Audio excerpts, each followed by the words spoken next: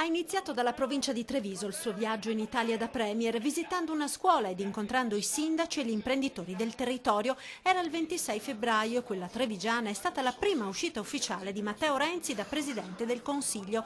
Qualche settimana dopo Renzi è tornato in Veneto al Vinitaly, sottolineando come questa regione sia una colonna portante dell'Italia. Su questo tema il Premier ora torna in un'intervista al direttore di Antena 3, Domenico Basso. E io voglio continuare a confrontarmi con gli imprenditori del Veneto, specie i piccoli, ma non solo i piccoli, perché il Veneto è una delle locomotive dell'Italia. Colonna portante l'ha definita lei. È così, è un dato di fatto. Ma non è soltanto colonna portante per i numeri economici, ma per lo spirito, per la voglia di partire, per l'impegno. E così Renzi conferma la volontà di tornare in Veneto per ascoltare le richieste dal mondo delle imprese e lo farà partecipando alle prossime assemblee degli industriali. Alle assemblee industriali in Veneto vengo. Quindi anche quella di Treviso? Treviso, Verona e Vicenza mi hanno invitato, io sto facendo di tutto per smontare l'agenda e per venire, perché voglio venire a parlare, sì, ma a ascoltare.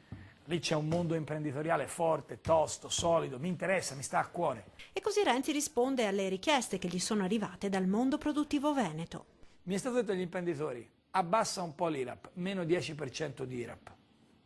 Meno 10% per chi crea quindi di fatto posti di lavoro sostanzialmente, o comunque è un piccolo intervento ma è molto importante.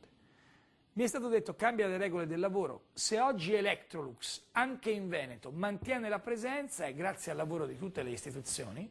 Ed una risposta anche agli artigiani che più volte hanno sottolineato la necessità di una riduzione delle tasse.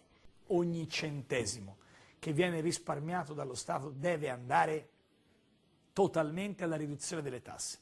Gli 80 euro sono queste, la riduzione delle tasse a chi guadagna meno di 1.500 euro. Sono soltanto i dipendenti per adesso, per le partite IVA e i pensionati dovremo aspettare il prossimo anno, però è un primo segno di riduzione delle tasse.